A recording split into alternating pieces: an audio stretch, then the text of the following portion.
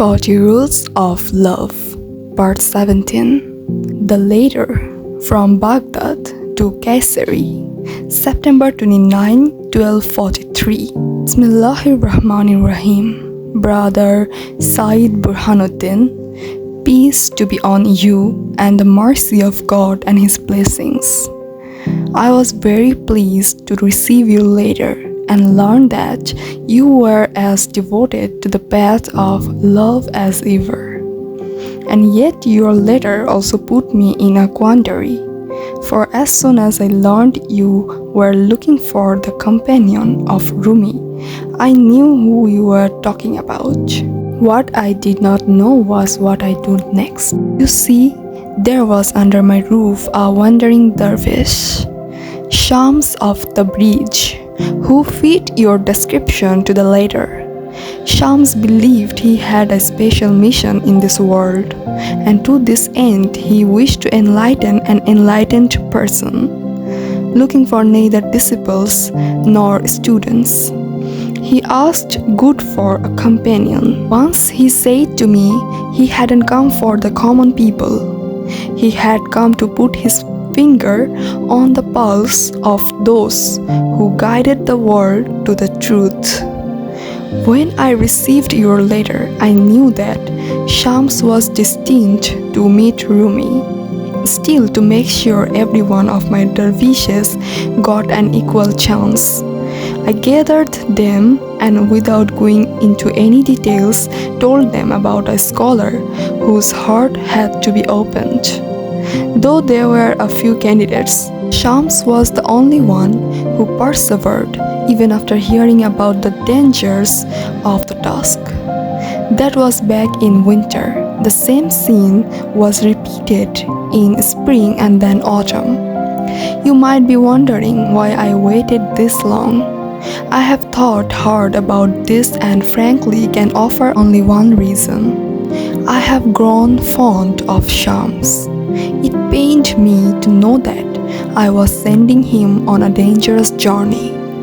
You see, Shams is not an easy person. As long as he lived a nomadic life, he could manage it pretty well. But if he stays in a town and mingles with the townspeople, I'm afraid he will ruffle some feathers. This is why I tried to postpone his journey as long as I could. The evening before Shams left, he took a long walk around the mulberry trees where I grow silkworms. Old habits rarely die. Painfully delicate and surprisingly strong, silk resembles love. I told Shams how the silkworms destroy the silk they produce as they emerge from their cocoons.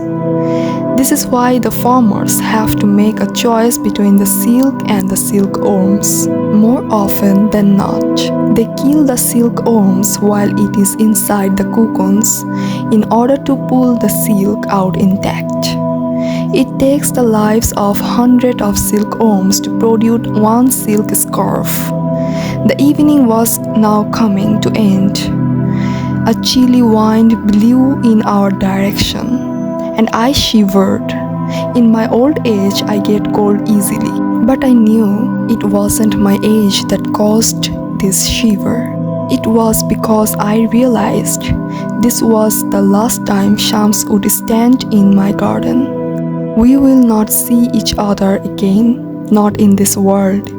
He too must have sensed it, for there was now sorrow in his eyes. This morning at the crack of dawn, he came to kiss my hand and ask for blessings. I was surprised to see he had cut his long dark hair and shaved his beard, but he didn't offer an explanation, and I didn't ask. Before he left, he said his part in the story resembled the silkworm.